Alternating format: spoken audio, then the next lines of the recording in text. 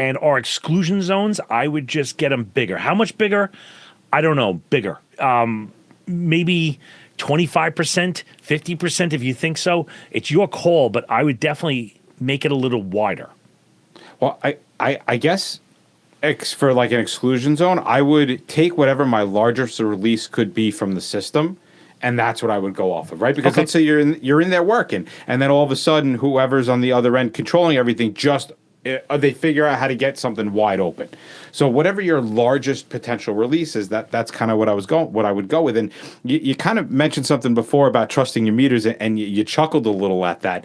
And false sensor data is a very real thing. In fact, and I won't give away any names or companies or anything like that, but we teach with a guy whose primary job is to find the weaknesses within Wi-Fi and Bluetooth capable meters because they can so easily be hacked into, which means that if you have a meter that connects to the internet and does all those things, we have the ability to have that hacked into, and our sensor and our data information give basically false readings. So you're walking in there with a meter that you think is calibrated correctly, and it picks up no chlorine when there is chlorine, or chlorine when there isn't chlorine, or PID where there isn't, or you get radiation readings that are way out of whack. We can absolutely have an attack on the equipment that we're bringing in with us, and the equipment that is in the place can also be considered under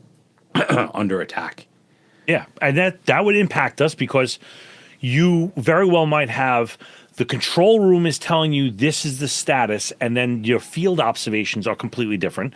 Or you may have people like operators that are over the radio maybe saying, hey, I got a reading of this, and they are unknowingly giving you incorrect information that you're using tactically, or even like HazMat modeling, right? If we do our Aloha, our Marplot, all that other stuff, your Ceres, whatever, you could be doing it wrong based upon their telemetry.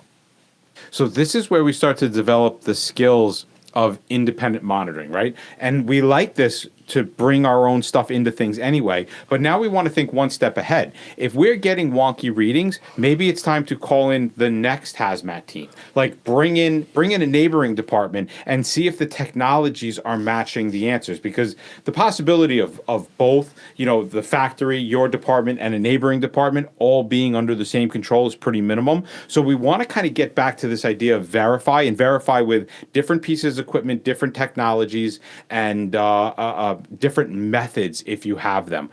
Your portable gas detection that doesn't connect to the internet is at this point going to be your most reliable source of information.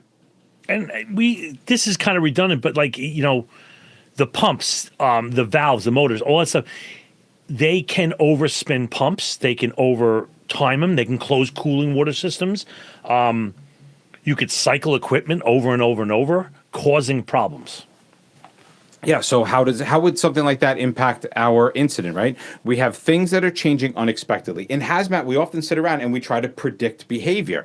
Well, we can't predict behavior when somebody can just open up a switch randomly. However, we can prepare for a worst case scenario while we're on scene and potentially under this kind of cyber attack or control. Everything you may do, and you may be like, hey, we got this valve isolated, we did this, we stopped the leak, and then all of a sudden it comes back because you didn't realize it was under a remote capability. Your fire suppressions may be completely shut off, meaning that if an incident does grow, you won't have the ability to control it through the facilities that currently exist. So the thought process is, how do we work around all that?